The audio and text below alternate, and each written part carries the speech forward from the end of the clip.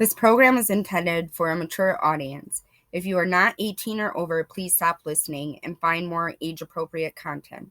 The show will cover content in an adult-minded manner.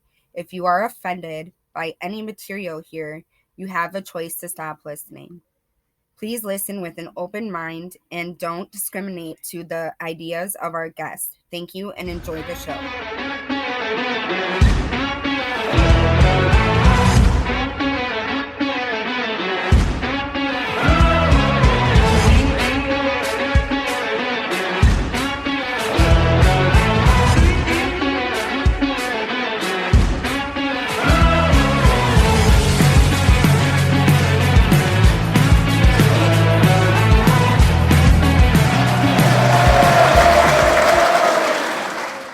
Hello, welcome to our show, Living Well with Bad Habits.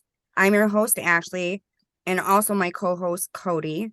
And joining us is Gremlin Dave and maybe Tripper. We have a special show featuring the owners of Relationship Alchemy. I'm going to apologize for this. I want to, but I do not know how to say your name. Can you guys introduce yourself, please? Yes, so I'm Jordan Bessonnier. And I'm Olivier Bessonnier, which is a French name because I'm French. Mm-hmm. Okay, awesome. Can you guys tell us a little bit about yourself and Relationship Alchemy, like what it's about? Yeah, of course. Yeah. So we're a couple, we're married. We met right before the pandemic and got pregnant shortly after and just decided to deep dive into this relationship. And Relationship Alchemy is like a byproduct of our relationship. It's a byproduct of our relationship and 22 years of trying to figure out relationships, at least on my part. Mm-hmm. Okay. We know the feeling. Right? Yeah, it took that long. So yeah, we're relationship and intimacy coaches. So intimacy, emotional intimacy, physical intimacy, sexual intimacy. Mm-hmm. So can I ask, is this more like, getting like not like a regular relationship type thing, but getting to know your partner on like a deeper level and like, soul searching type thing? Like more intimate? Yeah, more intimate thing then. Yeah, that's exactly what we're doing. So we typically like to work with couples who, they're already doing the everyday life stuff. They might have kids, they probably live together, they're paying bills together, they're sharing finances, they're in the grind of the day-to-day, what it means to be a couple in our society today. And, we want to work with people who are like looking for more, like they want more from their relationship. They might want more emotional intimacy. They might want more sexual intimacy. They're like looking for ways to like reinvigorate their relationship. So yeah, okay. For me, like our relationship really comes first because this is where we have like it's a foundation of our creative juice and everything else that we do, in terms of kids, business, life decisions, and everything. Our relationship needs to be solid, and that's kind of the model that we present, and we coach our clients in this way. We're just about to release a new ebook that's called Unleash Your Intimacy Sluts. So we are intimacy sluts, geeks. We're intimacy geeks. Whatever can connect us more, and also connects and in this way connects us more to our purpose. Like feeling like this is it, the big yes about the partnership, the relationship, the kids, the life, what we do. So that's the core of it. Okay. Based off what you just said about that, because we did see that was coming out on the 28th. Exactly what is intimacy slut? Like, can you explain that? My favorite, yes, because we were talking like, oh, is the title of this going to be too much? Is it going to be provocative? Are people going to like be turned away from this? And for me, I personally love like the reclamation of the word slut. Like literally just 5 minutes ago, I was on Instagram and this woman that I follow, she's a photographer. She came out with her new merchandise and it says like film slut. And so it's just this idea of like loving something so much, That right? we Like can never have enough. that we can never have enough. So like a chocolate slut, or like, like I'm a slut for pie, like reclaiming this word that is typically used in a derogatory way and turning it into something like yes, we love this. And so when we say intimacy slut, we're referring to people who love intimacy. They love connecting with their partner, they love connecting with their friends and sharing, emotional intimacy, and like with their girlfriends, or like, even between like siblings or family members. So it's just basically like a really fun way to describe people who love intimacy. Also, Actually, I really like that. we take it a little far because we also do some ethical non-monogamy polyamory stuff. So we also go into open relationships. I know it's not for everybody, but this is where, as far we take it, the core of it is exactly what you said. So then with that, do you guys get into like the BDSM side of things too, or is it just like... So we have a background on Tantra, and the essence of Tantra is everything that we do is about feeling more connection. Okay. So if for somebody BDSM brings more connection, then yes. For me, to have more connection, I need to have full body contact, go slow, and try to feel like every detail and centimeter. So for me, BDSM is on the opposite scale of that, because it looks more, well, you're here, I'm here, and we're interacting on fun and play, but I don't feel that what she calls the ooey gooey chocolate chip kind of we're melting together. So for me, it's a no, but it's different for everybody. Yeah. Okay. So for me, like we don't practice kink in our relationship or BDSM, but I've had my own personal experiences with it. And I know that intimacy, a certain level of intimacy can be reached with like BDSM and bondage and like rope play. And, it's a really beautiful paradigm of like the submissive and the dominant. And there's a lot of trust that needs to be established in those kind of relationships. But with relationship alchemy, we definitely focus on more of like background in like Tantra. So gotcha. Okay. Cody, you have anything to ask? I'm learning. Okay. Well, anytime you have any personal questions. Yeah, if you have any questions. Absolutely. So you guys have your own podcast then, right?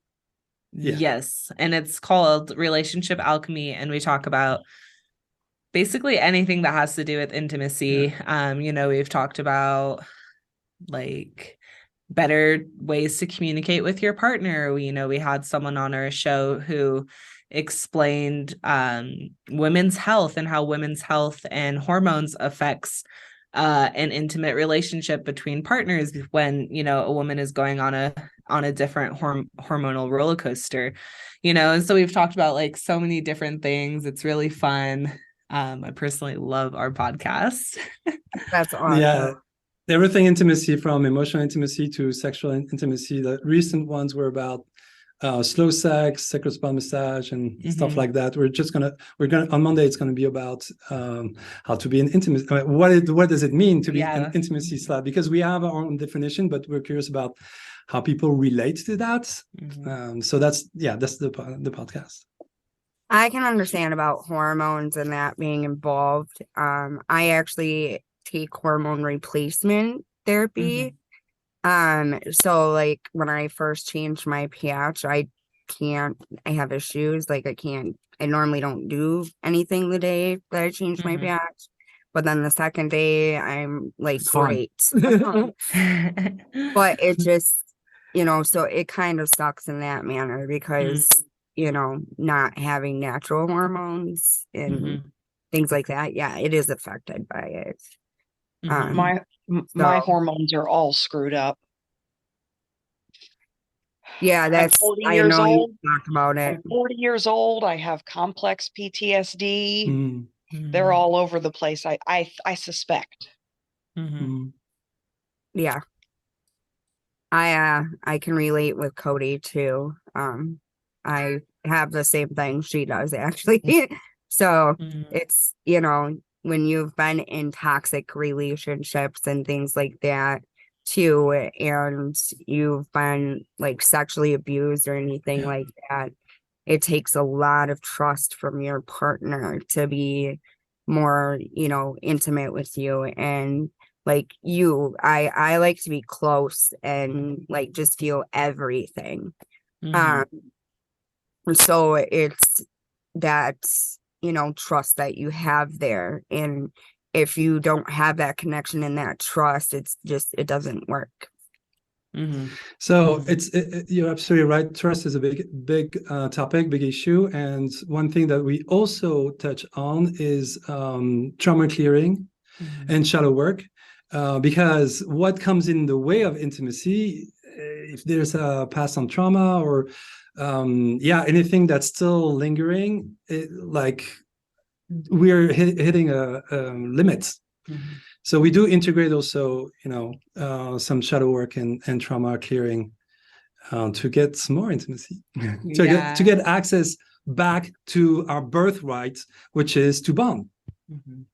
Mhm. Yeah, I know. I actually watched most of that episode you guys had on YouTube about the trauma Mhm. thing. Like, I was very curious in that. The one where it says like attachment wounds in relationships. Yeah. Mhm. I wrote down some notes about that and I was like, some of the things that you guys said, like anxious attachment, like we figured out that's me and my husband. Mhm. Mhm. Um, so I was just curious, like more about that topic as well, because a lot of people nowadays deal with trauma, and Mhm. it does really affect your relationships. Yeah. Mhm. So yeah, that's another thing I was actually gonna ask about was the attachment wounds in relationships. Well, it's so vast because it's specific to each person. So, if you can tell me just a little more about how it shows up in your relationship, I can be more specific than going into kind of a theory. Yeah.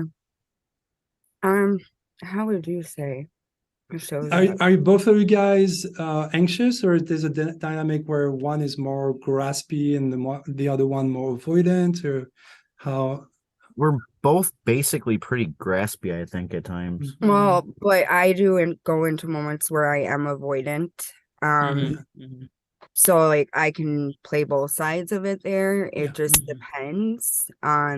It's like the days that I have counseling and things like that, I am so drained from working on everything in counseling that those are like the days I'm more avoidant. Mhm. There's times where I have issues being touched, like Yeah. um because of the sexual abuse that happened in my last marriage.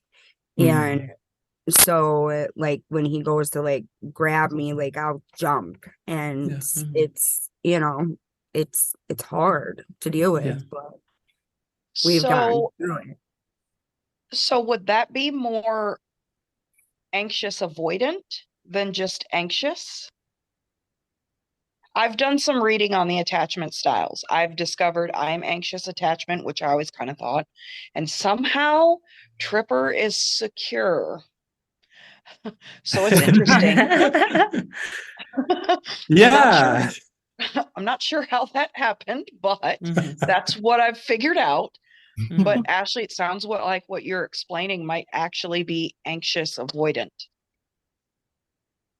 Yeah, that would make sense, if it's not like it is complex and it's specific to each person, but if it tends to go back and forth and there's no security in kind of one way, then it does make sense. Okay. like him, like he's more of the touchy feely all Yeah. the time type thing. Yeah. And he's like super like attached type thing. Like Yeah. it's not like I can't go anywhere and he just, gotta be with me. But like Mhm. when we're home and that, it's he is constantly like there. And Yeah. um so I'm just like, he had trust issues too in his relationship because his ex cheated on him all the time. Mm. Mhm. And, there was abuse there in his relationship as well. So it's, we're a blended family and we connected very deeply. Mhm. When we met each other, we were first friends. So, Mhm. um, like that's how we bonded is over talking about our past relationships. Mhm. And actually he was still with her and I was trying Mhm. to help him, figure out things and deal with it. And then we ended up together. So Yeah. yeah. Hmm. Y- Yeah, something that you just shared, goes back to like what we talk about of like the emotional intimacy, because it sounds like, the foundation of your guys' relationship was you guys bonding over, your past life experiences. And, that feeling of like what we like to call the ooey gooey chocolate chip feeling of like, ooh, like, okay, like I feel seen, I feel heard, I feel acknowledged. That feeling is very, very powerful. And you can feel it between your partner, you can feel that with your friends when you're telling them, like you said, you guys literally started off as friends. So just going back to this idea of like intimacy isn't only for partners. Like intimacy can be shared in a variety of different ways, with a variety of people. No, I Yeah. agree with you. Thank you for sharing about your dynamic. Mhm. Vulnerably, I appreciate your courage of being upfront with that. Um, what we try to do in our relationship and with the people that we coach is that okay, it's great to go to personal therapy to like dissolve all that, but what can I do right now? And so our approach is to try to lean into each other and understand each other. And so if you were my wife or my partner and you're kind of jumpy, and I'm sure David does it, but um, I would try to not take it personally, and then it's like talking about it, knowing your history, going, oh, okay, I know it's not about me. I know like you go into this state that I'm familiar about you. And intimacy is about knowing the other one really well, right? Mhm. So and I would go like, okay, how are you feeling right now? And maybe you go like, I don't know, I feel overwhelmed. I'm feeling, tell us, in those moments, like, can you describe how you feel, right? So instead of creating distance in terms of like, oh, I'm taking it personally, so I'm going to pull up the cold shoulder as well. I'm going to try to gently lean in and try to get a reads and what's going on with you, inviting the other one, not to change them, inviting the other one to maybe start expressing something maybe they can't. So maybe I will need to suggest something for them to go, no, I don't feel like that, but maybe it will open the door for them to start knowing what they're feeling. And so instead of going into rejection, it's like, okay, this is hardship, and we can still lean in and have the trust of that. Mhm. Right. And when it does happen, like he is like, oh, I'm sorry, babe, like, and he knows why. That's Yeah. the Yeah, thing. I And don't take it personally. I just yeah, know at that point in time it's not, don't keep on, because it's not Mhm. like, it's not that it's not wanted, it's just it's Not or helpful. yeah. right. yeah. Mhm. But and Ashley, are you capable of even if you can lean just a little bit to openness without having to respond or not having to change anything, but leaning a little bit into openness, which is like, I feel like this, I feel this way, I feel like that right now, to have a bit of communication. Well, usually like when, because that tends to happen when she does have counseling, and after she says, "Well, I had Yeah. counseling today," then I understand, okay, I get how she's feeling and stuff like that, because she's very emotional when it comes to that day, and Mhm. Extremely. So So do it you, literally it drains me, like Mhm. mentally, physically, everything. So it's, it's hard, but I pushed through it, and yeah, it took me a long time too to set boundaries. Um, Mhm. just because of that relationship that I dealt with for 16 years. And yeah, it's, I'm lucky to have him because he's so understanding and Mhm. he Mhm. respects my boundaries. Mhm. So that's the nice thing about it too. yeah. So I'm hearing you feel drained, Yeah. and your nervous system might be out of whack, and yeah, everything's kind of shocking your nervous system, maybe. Yep. Yeah, so everything is overwhelming. Mm-hmm. Yeah, Mhm. It sure Dysregulation. is afterwards. What did you say, Cody? Dysregulation. Mhm. dysregulation. Right. What I'm trying to I do have a is trick for that. yes. I know you have a lot of tricks for things, Cody. I was for a year, I was a behavioral specialist. Mhm. A behavioral specialist with complex PTSD Mhm. and some serious intellectualization. Ashley, when you get like that, try the bowl of water. Yeah, I know the tip.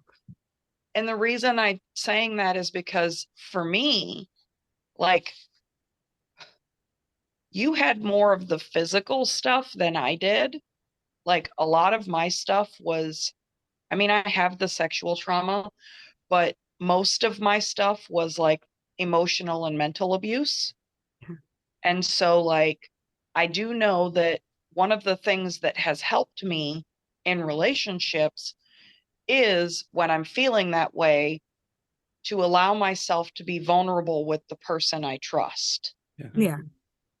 But when you're that dysregulated, that's not helpful. No. No, I understand that. And like normally if I am like really, really messed up from the session, I actually have him come in the bedroom with me and I just cry. Like I let it out Mhm. that way. I also like my counselor, you have to have the right match though too with counseling. Mhm. And my counselor was one of those that just sat back and listened. She didn't really give you an opinion on anything. So I felt like I was going nowhere. And I've been with her for 3 years. And I finally just switched counselors.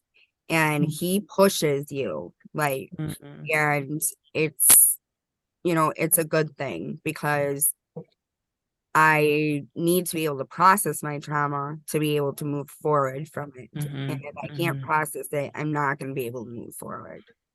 Mhm. So, So just to pause for a second, the my reflection back to you was, of course, a genuine interest about you, but also demonstrating what we offer, which Mhm. is empathy. Yeah. So by saying, I imagine that you feel, your nervous system is all like jumped up and you feel drained and you feel overwhelmed by everything. Like my question is, when I say that, how do you feel inside? You know? I am more, how do I think?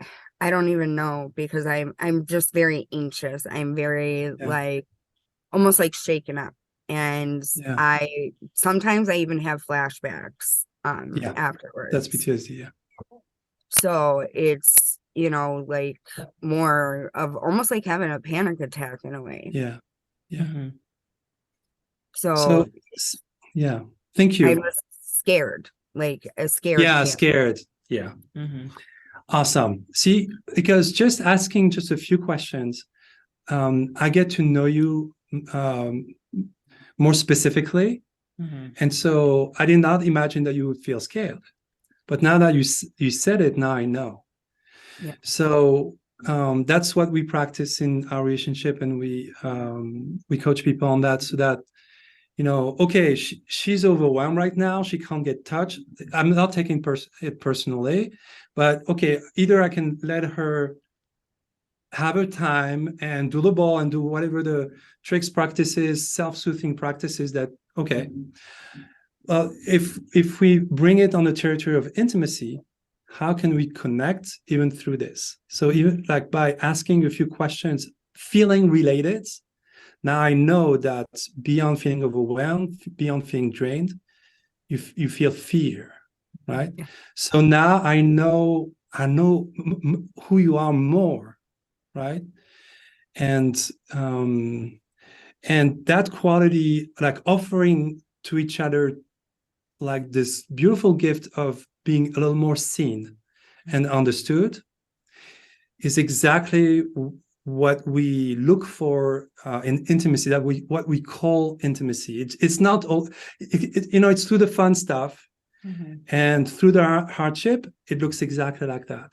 Mhm. Okay, so you feel fear. Do you want to tell me a little more about that? You know, so I'm not asking you on camera to like Right. go further Yeah. later on, but No. that's the Oh, I path. totally you know? understand what you're saying. Totally. Because like the days like when that happens, I decide to go in the bedroom and just break down and crying. He comes in with me and he holds me and reassures me, you know, everything's fine. We got this. Like, you know, Mhm. we can get through this. It's, you know, and I never had anything like that. So Yeah, I'm Mhm. what a gift. not used to that stuff. So we've been through Yeah. worse. Yeah, we have.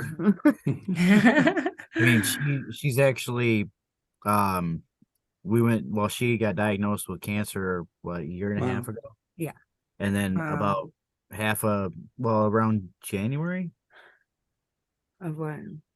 was it January this year, or was it like December of last year we found out that you were in remission? I don't. I would think it was January. So yeah, and besides like COVID, going through that several times, Mhm. and then like right now she's got a rare form of intracranial pressure she's dealing with Intracranial hypertension. Yeah. from Mhm. it. So yeah, the emotional stuff seems like it's a lot easier to handle at times than some of the stuff that we've had to deal with. Yeah. Yeah. Mhm. Now, with that being said, though, do you guys ever run into people when you try to like get them to open up and try to get them to go through your steps where it's just almost impossible to actually get to that point, or does everybody pretty much open up after a certain point? Well, we recently just offered a course on communication, and we're gearing up to do our second round of that online course. And it was actually really beautiful because, you know, we met on Zoom and there's about like 10 people, Well, yeah. 12 people, and some of them were couples and some were just doing it singles and their partner was somewhere else. And, you know,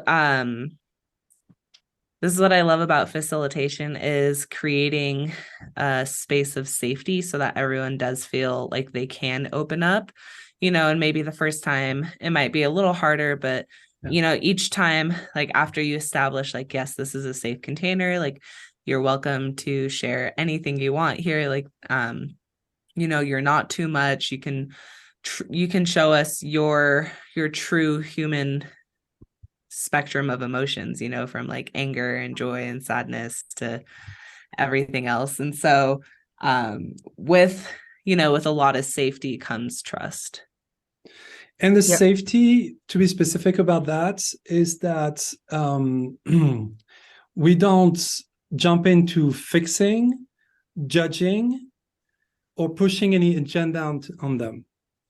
Like just the simple questions of curiosity go deep pretty fast. Mhm. And so, I mean, we haven't had like difficult people so far that are so closed up that they never, I mean, I totally respect if somebody is like, has a lot of trauma, it needs more time, you know, Mhm.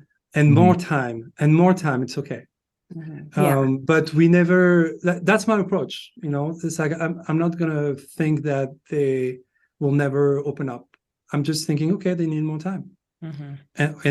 and more time until they see that the container is safe, which means, you know, we don't want anything out of them. They're not pushed to being this way or that way. They're allowed to be themselves, and that usually goes pretty fast to open up.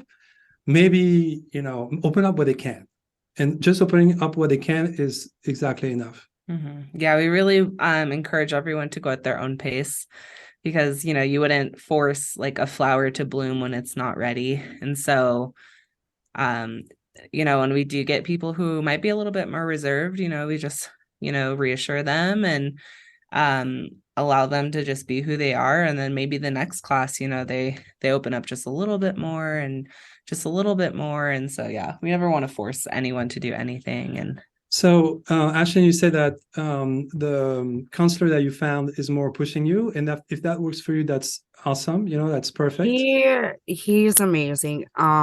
He actually works with two of our sons, Mhm. and he has worked with them for over 5 years. And I just switched to him, and he says that we've got to switch days because we can't have the same like schedule for me to have my counseling on the same day as the boys do, because he said he Yeah. literally gets mentally drained from my Mhm. counseling Mm. because of how much trauma I have and what I've, you know, told him thus far. Yeah. Mhm. And I'm like, okay, I can understand that. But like, yeah, the boys, they have a lot of trauma. They were abused. And Uh, so we deal with that. And we just found out our oldest son is diagnosed with bipolar disorder. Mhm. Um, so it's it's a it's a lot to deal with, but he actually, from learning my trauma, he is actually able to understand more and counsel the boys more, like, you know, a lot differently and more effectively. yeah. Mhm. So, and I feel very comfortable with him just because I've known him for so many years. Yeah. Mhm. Cool. Yeah, I mean, for the people who are listening to us, I've found that there are kind of two types of therapists or counselors or professionals.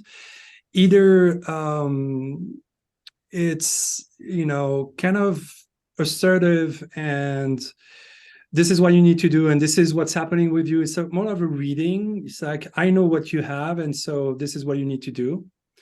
Yeah. And this is not our approach. Our approach is curiosity and not telling the other person anything that they need to do, not to do, but by asking piercing questions. When I say piercing, it's like deepening questions pretty fast. Mhm. We let them find for themselves.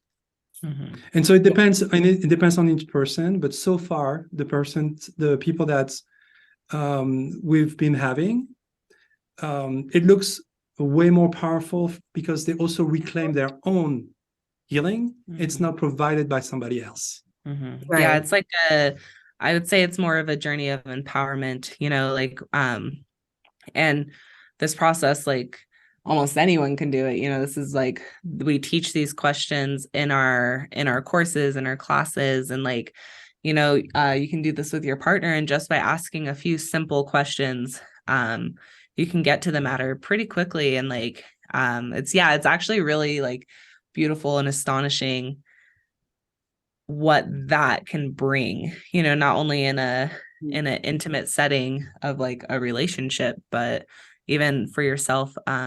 Yeah, the journey of like self-discovery and self-empowerment, and like, wow, this is why I do this, and this is how come I act like this, and it's all related to this. And yeah, I find it like really fascinating. Yeah, exactly. Totally understand. Now, Cody, you go to counseling too.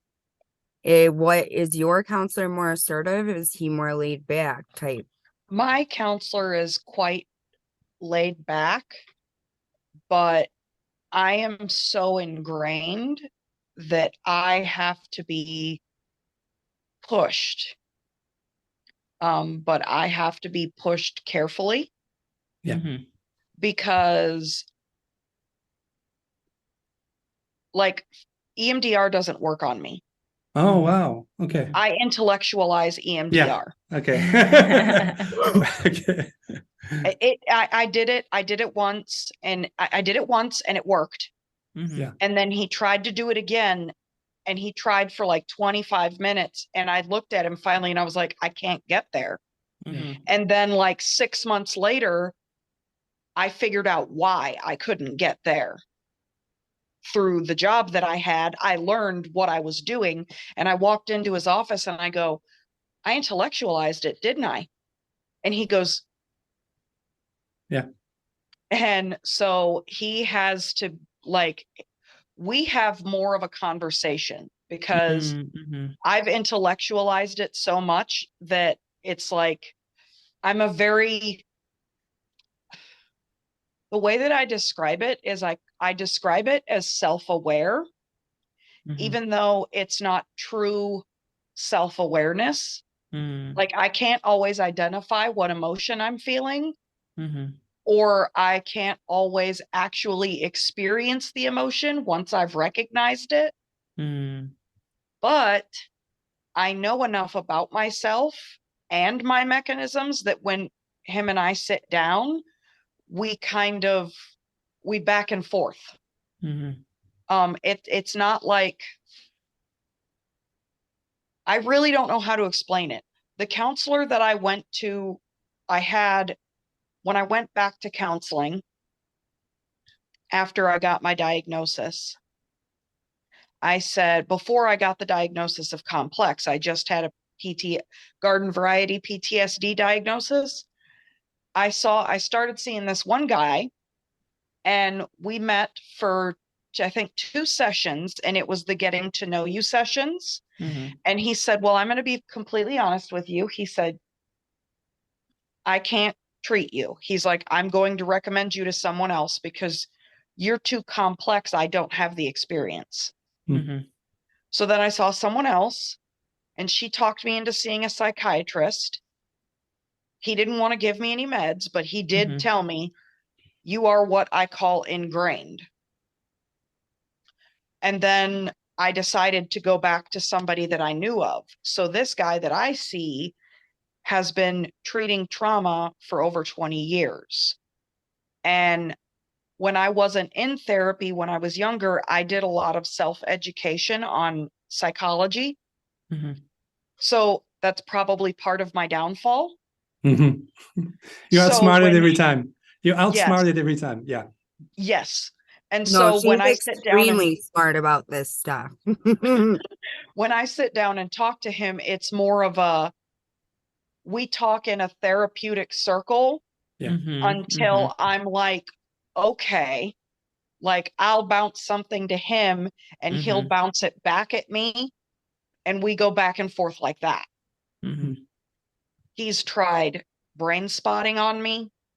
Mm. He's tried EMDR. And now I have no idea what he's doing. And Mhm. I think it's getting a little bit better though, because I've noticed him start inching back towards the EMDR Mhm. and I'll start to get somewhere and then it shuts off. Mhm. Yeah. So, but yes, I need a therapist that's not just going to sit there and listen to me talk. But Mhm. yes, like No, you yeah. said, those questions are very helpful. Mhm. Mhm. So the way we do it is that we navigate very firmly those questions so that the person does not go off track and get distracted by either intellect or dissociation or whatever their protective mechanism comes in play. So we're very firm, but at the same time, we never tell the person what they are or what to do. it comes out from the curiosity because they find it by themselves. But it's not just talk. It's not like it.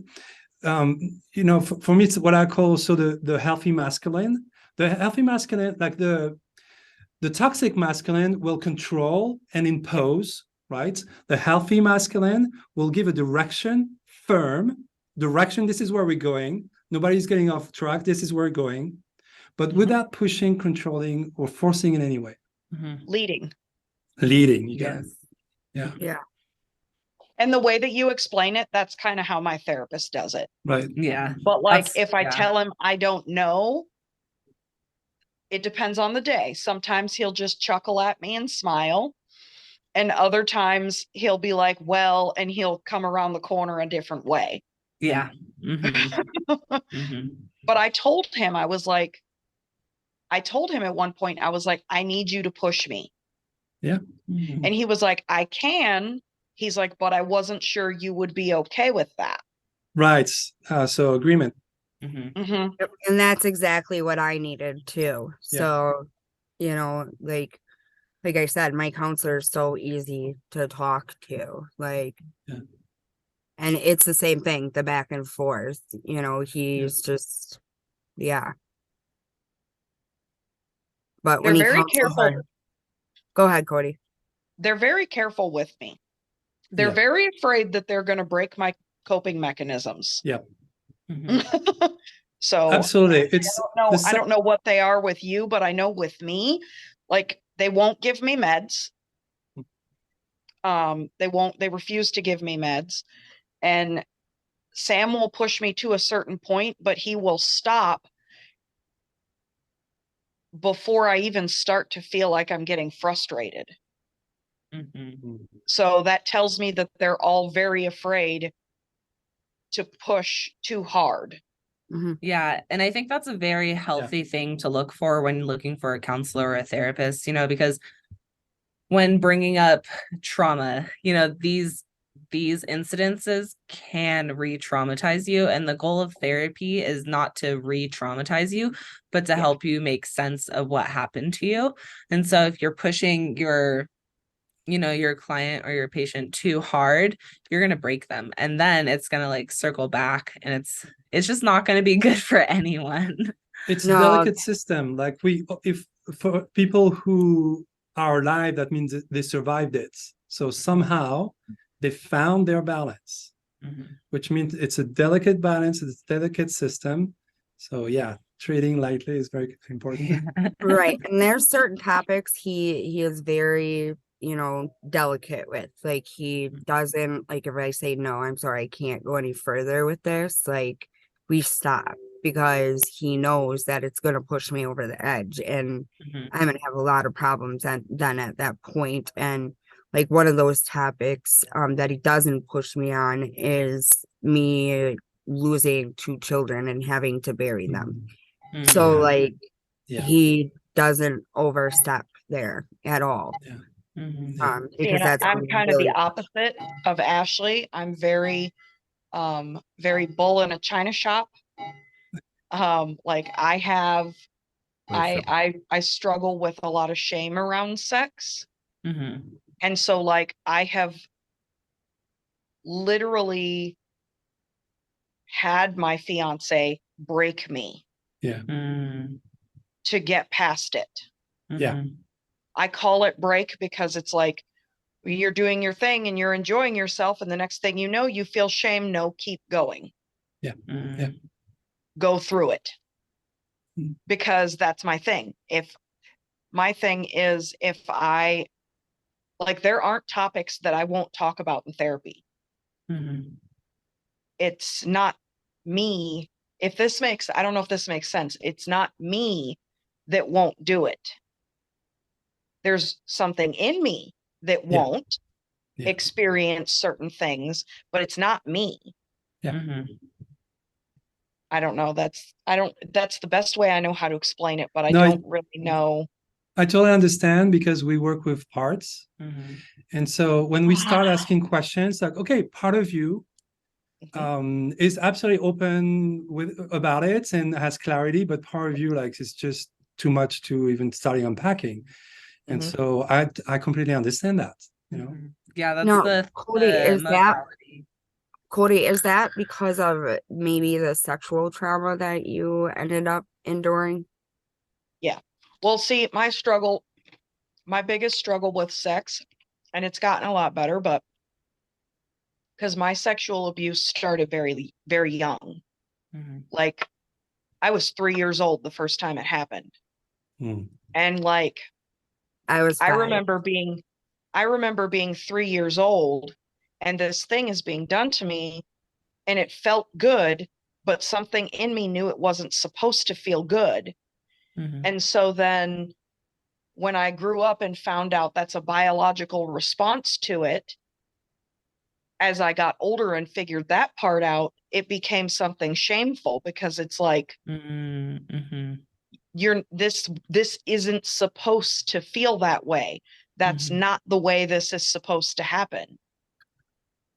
Yeah, and So some people are like that, and some people are opposite. Like they, some people can end up being sex addicts. They can end up, Yeah. Mhm.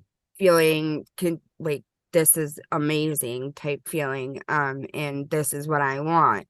And that's me. Like I don't Mhm. feel shame for what happened. I knew it was wrong.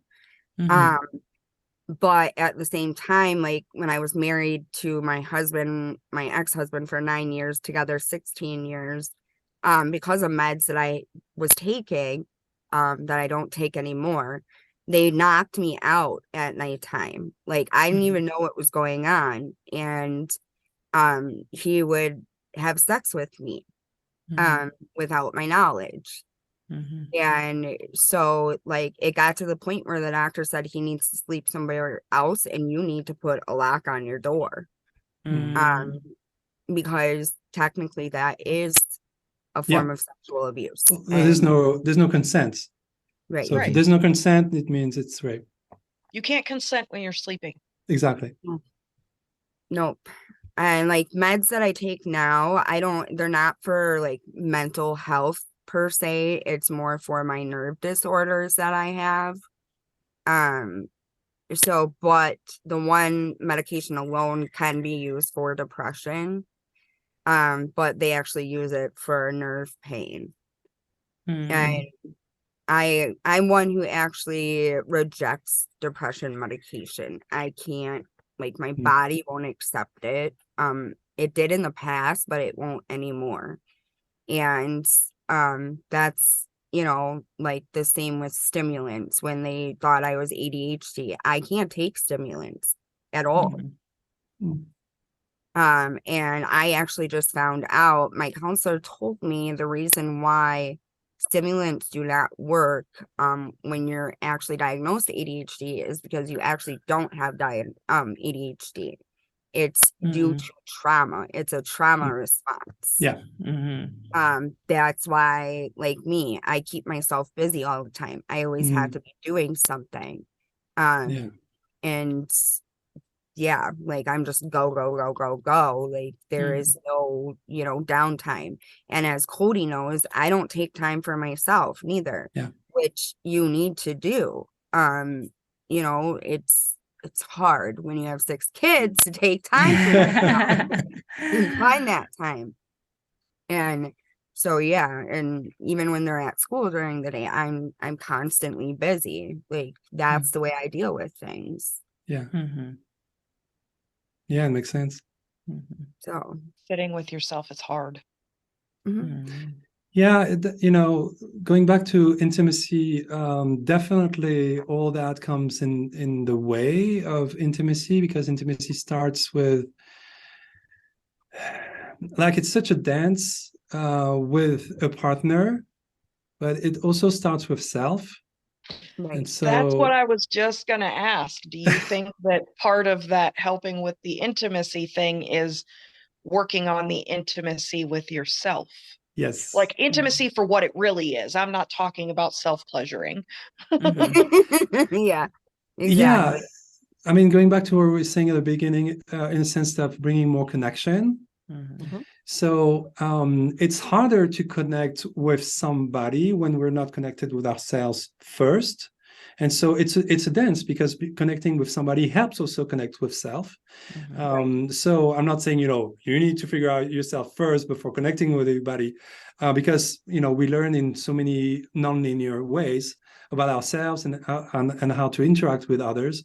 But yes, like the idea that we bring into like this intimacy way is, okay, I'm going to ask my partner, do you feel overwhelmed? Do you feel, and she would say, okay, I actually feel fear. Okay, so now I'm getting to know her, but it's also reflection for me to know me. So if she's capable of saying, I feel fear, am I capable to say it as well?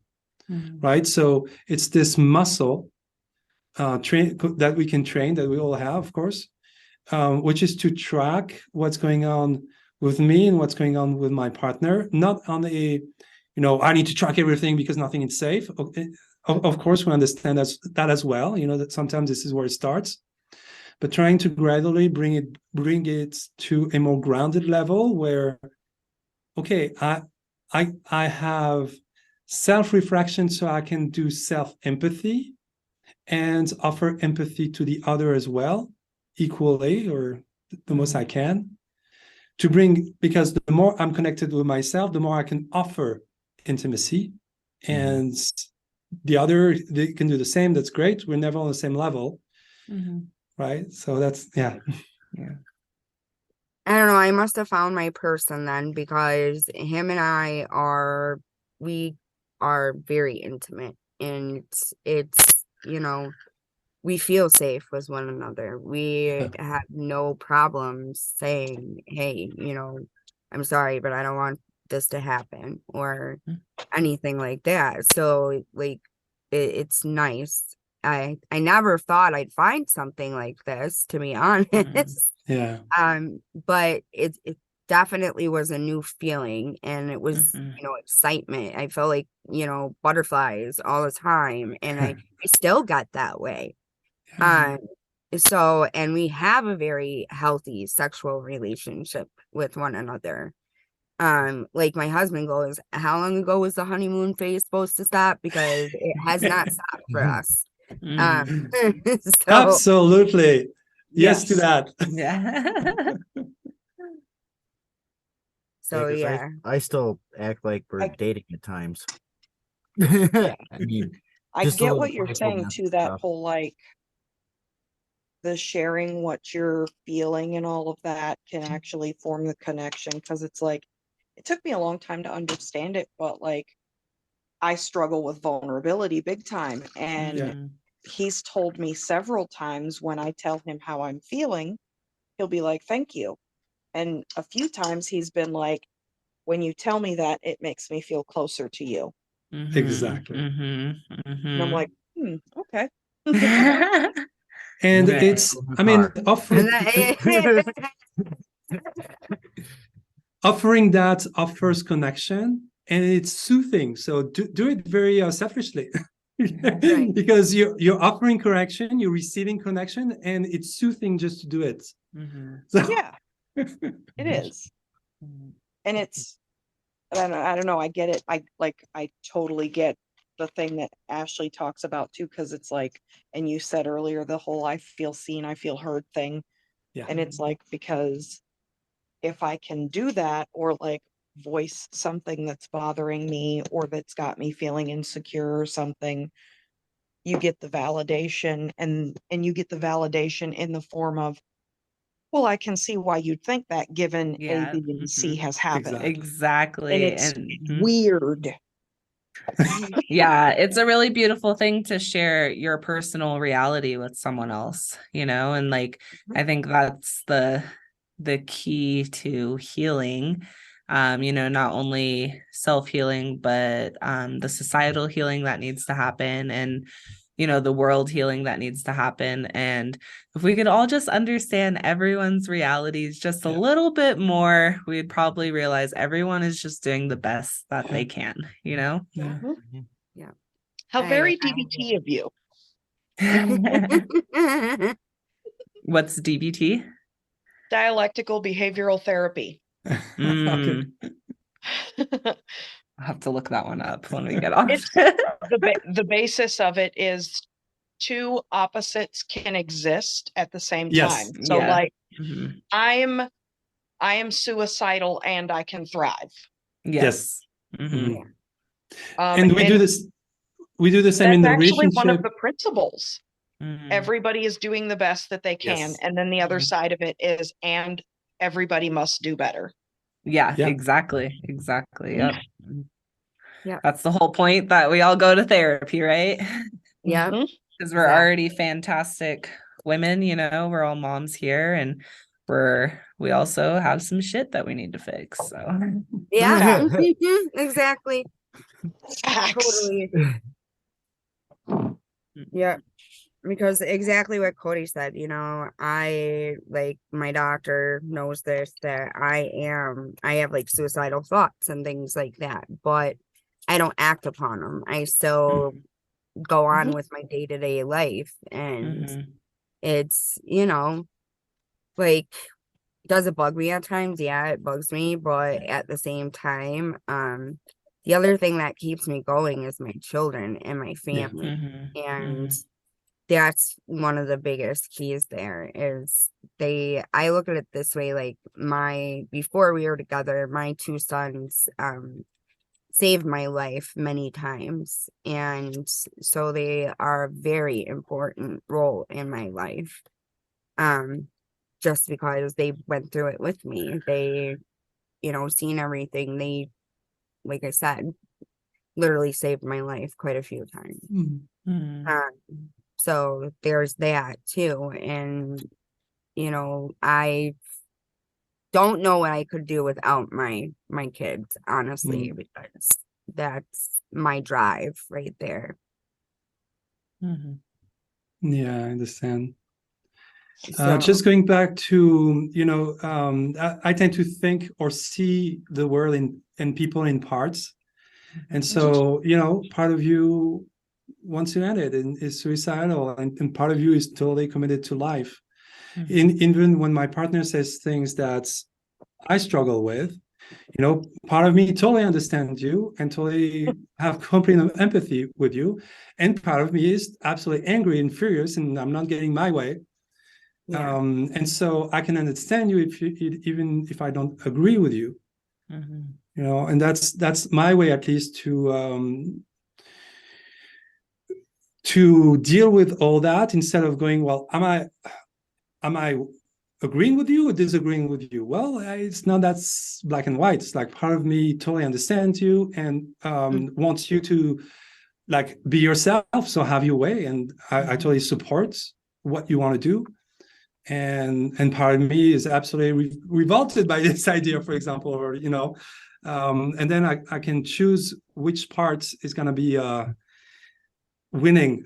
Kind of like If picking your battles, basically. yeah. Yeah. Yeah, So because I'm sorry, David. because I was gonna say in like our relationship, most of the time, she's very vocal and stuff, and she expresses her opinion. I kind of live by the motto, it is what it is, and if I can't change it, I'm not really gonna fight to change something that I know I can't change. But if it's something that I believe strongly in, she does hear my opinion. Mm. But for the most part, I realize the house runs smoother if she's happy. So, Yep. but yeah, I mean, this goes to the, like picking the fight or picking the battles and stuff like that, not the fights, because we hardly ever fight, which is nice. Yeah. But yeah, I totally get that. So I'm kind of curious, what kind of direction do you take when you're working with somebody who needs to connect more with themselves, be more grounded within themselves? Yeah. Mm. Again, it's specific to each person, so we need to take a little more time. But the general approach, like the two main tools that we have is first to connect to emotions and be able to name them. So one of the primary tools that we have is really to differentiate our thoughts from our feelings and our needs. And I'm pointing to my guts when I say needs, right? And saying, I need you to wash the dishes is not a need. It's a strategy. It's a want. That's a want. Yeah. Yeah. And because my need might be for cleanliness and having a clear environment. That's my need. My strategy to say you're going to do it, but I can have another strategy, which is to do it myself or maybe to hire somebody. I don't know. We have plenty of strategies, but I've, being clear with my needs, being able to name my feelings and to differentiate them from my thoughts. Because as long as I stay in my mind, like you said, I can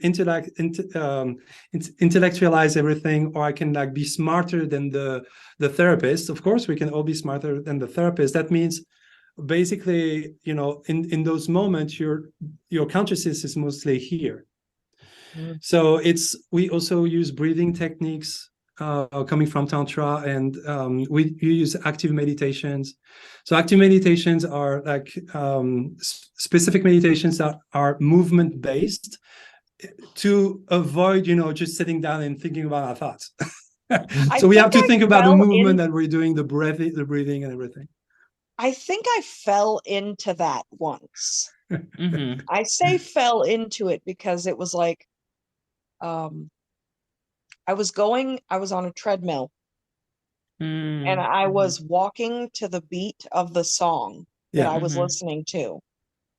And all of a sudden so it felt like dissociation, but it wasn't dissociation. And I snapped myself out of it because I'm like, I need to pay attention to what I'm doing, or I'm going to end up off this. Yeah. So I think I accidentally fell into that once, but I haven't been able to get back into it since. So just to clarify, when I say meditations, they're kind of, in general, there are two types of meditation practices. Either, okay, I'm going to sit in lotus position and go into the universe and be one with, that's one of type of meditation, transcendental meditation, stuff like that. That's not what we do. When we do active meditations, is to really feel and be in our body, and I feel my sweat, and I feel the hitchiness, and I feel my discomfort, and I feel like I feel to get myself out of I think. Okay, so to get out of the treadmill or the windmill of the mind, into the sensation, and bring it out further to the winds on my sweats and the birds outside and the train outside. So how much can I actually put my focus on what's happening in the world instead of my thoughts, right? So what's happening in the world is what I feel, like sensations, my emotional feelings, and how much can I perceive from the outside world. So it's a practice of presence. So present. Tantra is all about presence. Yeah, that's my kids. They do every morning, like before they get started at school, they do what's called a guided meditation, like mindfulness and stuff like that. And it actually works very well. I used to do Tai Chi, and like that. That's a type of movement meditation. Exactly. Yeah, I actually need to start doing it again because it is very, very helpful. So yeah, we use movement meditations to bring the focus and the presence into what's happening right now, the present, to not be like drawn into the past or the future, my to-do list and my anxieties and everything. It's like presence into the body and breath. So David looks frozen, but I see Cody moving. Okay, come back. I just started on some muscle relaxers, so I'm just kind of zoning in and out a little bit. Sorry, I apologize. No, I meant the Zoom picture. Both of you guys were frozen. Sorry. So I was wondering if we were still on. So Gotcha. yeah, we use that. I mean, we use everything that we can, every tool that we can find to bring into more presence to the present moment, to self. We're big on breath, because breath is such an activation to be present, but then we bring that also, of course, in the bedroom and everything that's physical intimacy. And if like when going into more of the trauma dissolving or therapeutic space, then we use pop works, but it's not so much. I mean, we start with talking, but we do mostly visualization. So it's kind of the sessions are about opening a visual space of the psyche. So we go inside, and then I can start visualizing my parts and talking to them. So here's anger, here's dissociation, here's the pusher, here's my judgmental, analytic self, right? And so putting them in a space and having them interact with each other and being curious, then it develops, like it is a somatic process. Somatic means in the body. Even though it's more of a visualization, it's still a somatic approach. Okay. Yeah, because like in counseling, they teach you grounding techniques, breathing techniques, things like that. Like positive affirmations. That's what I'm trying to work with on our son right now. Because of, his issues, and he doesn't feel like himself, and he feels like he's this horrible person, his image, everything. So like we're working on positive affirmations with him right now. And yeah, that actually got me through a lot too when I was in counseling, because I was actually bulimic and turned into anorexic, and had a body complex issue.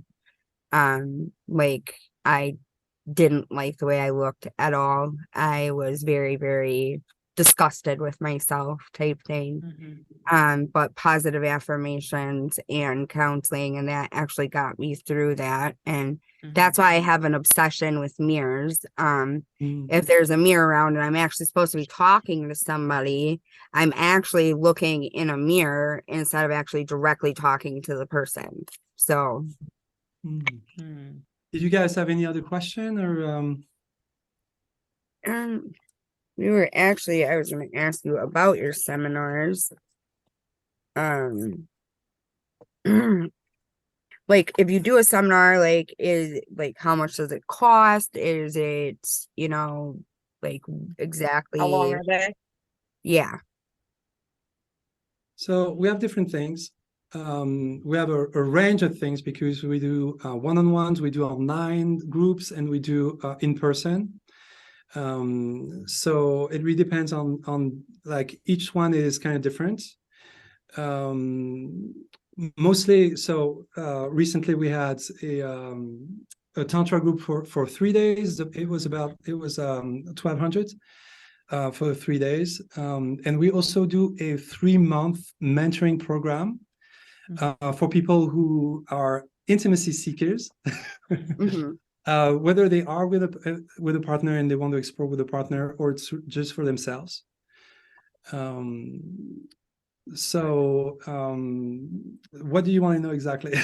So we have an array that goes from $150 to $2,800, depending on the context and the topic.